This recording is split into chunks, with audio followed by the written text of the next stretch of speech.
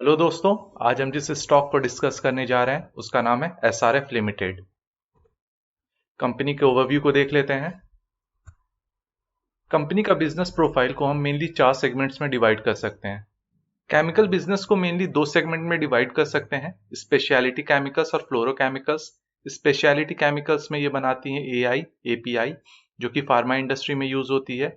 ये contract manufacturing भी करते हैं और इनका अपना रिसर्च और सिंथेसिस भी होता है। अब बात करते हैं फ्लोरोकेमिकल्स के बारे में, तो ये रेफ्रिजरेंट्स बनाते हैं, फार्मा प्रोपेलेंट्स, इंडस्ट्रियल केमिकल्स और फ्लोरोपॉलीमर्स।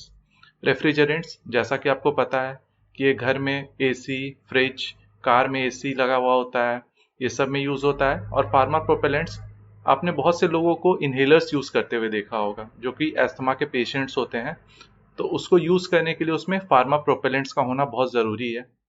पैकेजिंग फिल्म्स, तो आप जो भी potato chips, milk powder, instant food, chocolate, rice, ये सब जो भी चीज़ आप खरीदते हैं जो कि पैकेज्ड फूड होता है, तो वो जो पैकेजिंग होता है वो भी ये कंपनी बनाती है।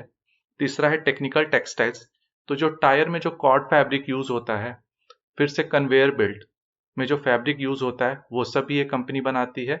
और अदर्स में आता है कोटेड फैब्रिक और लैमिनेटेड फैब्रिक, रेन वियर, या फिर गाड़ियों में जो फैब्रिक यूज होता है जो कि हाईली प्रोटेक्टिव होता है, ये रेन से बचाता है, सनलाइट से बचाता है, तो ऐसे फैब्रिक को भी ये कंपनी मैन्युफैक्चर करती है। अब हम एसआरएफ के रेवेन्यू शेयर को देख लेते हैं। तो इनका जो सबसे ज़्यादा रेवेन्यू है वो इंडिया से ही आता है, और उसके बाद है यूएसए से, उसके बाद स्विट्जरलैंड से, उसके बाद अदर कंट्रीज से आता है। एसआरएफ के प्रोडक्ट्स मोर देन 90 कंट्रीज को एक्सपोर्ट किए जाते हैं। इनका ऑपरेशंस 4 कंट्रीज में होता है। ऑपरेशंस का मतलब है कि इनके जो मैन्युफैक्चरिंग प्लांट्स है वो मेनली 4 कंट्रीज में है: इंडिया, साउथ अफ्रीका, हंगरी और थाईलैंड। और इनकी जो 14 मैन्युफैक्चरिंग फैसिलिटीज है वो इन्हीं 4 कंट्रीज में फैली हुई हैं। इनका जो ग्लोबल वर्क फोर्स है वो मोर देन 7,000 पीपल का है। और इनका जो रेवेन्यू है वो लगभग 12,500 करोड़ का था। इनका सबसे ज़्यादा रेवेन्यू केमिकल बिजनेस से आता है, उसके बाद पैकेजिंग बिजनेस से, उसके बाद टेक्निकल टेक्सटाइल्स और अदर्स से। और इनका जो पैट था, प्रॉफिट आफ्टर टैक्स था, वो लगभग 1900 करोड़ था। आप इस मैप में देख सकते हैं इनके मैन्युफैक्चरिंग प्लांट्स को। अब हम इनके क्वार्टरली रिजल्ट्स और हाफ ईयरली रिजल्ट्स को डिस्कस कर लेते हैं। अब हम इनके क्वार्टरली रिजल्ट्स को कंपेयर कर लेते हैं। तो ईयर ऑन ईयर अगर आप देखें तो इनका क्वार्टरली रिजल्ट्स इंप्रूव हुआ है, लेकिन वहीं आप FY23 के Q1 को Q2 से कंपेयर करेंगे तो इनका प्रॉफिट भी गिरा है, रेवेन्यू भी गिरा है। तो इसके भी रीजंस को हम देखेंगे कि क्यों ऐसा हुआ है।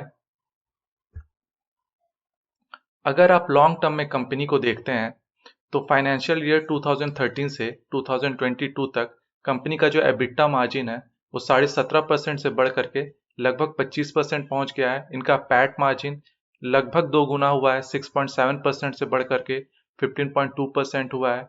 इनका जो डेट है वो भी कमा है। Net debt to equity ratio आप देख सकते हैं, ये 0.7 से घट करके 0.32 हो गया है।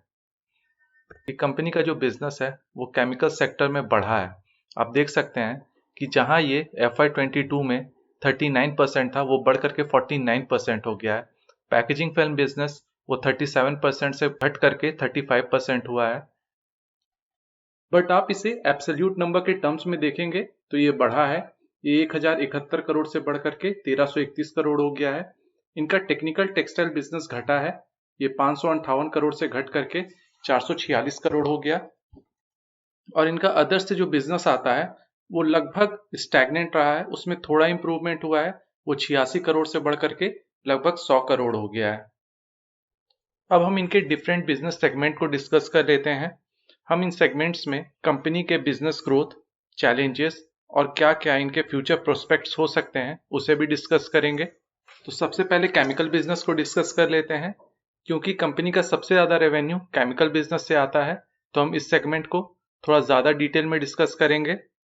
कंपनी का रेवेन्यू इस सेगमेंट में लगभग 62.5% बढ़ा है। और इनका जो एबिट है, एबिट मतलब होता है अर्निंग्स बिफोर इनकम टैक्स, वो लगभग 100% बढ़ा है। इन्होंने मार्केट में कुछ नए प्रोडक्ट्स को भी लॉन्च किया है और उन प्रोडक्ट्स की मार्केट में डिमांड बढ़ रही है, वो अपनी पकड़ बना रहे हैं। इन्होंने लगभग 3 नए एग्रोकेमिकल प्रोडक्ट्स को लॉन्च किया है और एक फार्मा प्रोडक्ट को। इन्होंने एक नया प्लांट दहेज में कमीशन भी किया है। इस बिजनेस सेगमेंट को चाइना प्लस वन स्ट्रैटेजी के वजह से भी काफी बेनिफिट हो रहा है। बहुत सारी कंपनियां चाइना पे एपीआईज और एआईज के लिए डिपेंडेंट थी। इसके वजह से कोरोना काल में उन्हें बहुत परेशानियां झेलनी पड़ी और इंडिया एक बेटर ऑल्टरनेटिव के रूप में उभर रहा है। इस बिजनेस सेगमेंट में कुछ चैलेंजेस भी हैं, जैसे कि रॉ मटेरियल के प्राइसेस काफी बढ़ गए हैं, लेकिन धीरे धीरे ये कम हो रहे हैं। कंपनी लगभग 604 करोड़ का कैपेक्स एक्सपेंशन का प्लान ला रही है और ये किलो लैब भिवाड़ी राजस्थान में भी कमीशन करने जा रहे हैं, जिसका प्रोजेक्ट कॉस्ट लगभग 10 करोड़ है।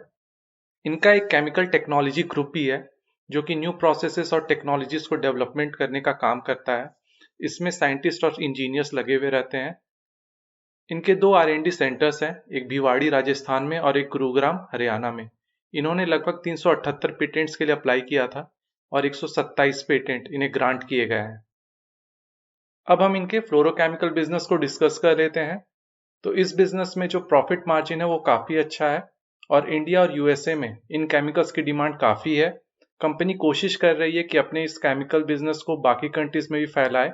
जैसा कि आपको पता है कि रशिया और यूक्रेन वॉर से जो एनर्जी प्राइसेस है वो काफी बढ़ गए हैं।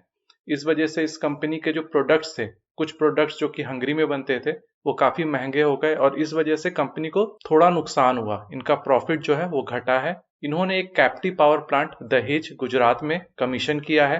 दोस्तों, अब हम पैकेजिंग फिल्म बिजनेस के बारे में बात कर लेते हैं। तो एसआरएफ पूरे वर्ल्ड की one of the lowest cost producer है पैकेजिंग फिल्म्स की।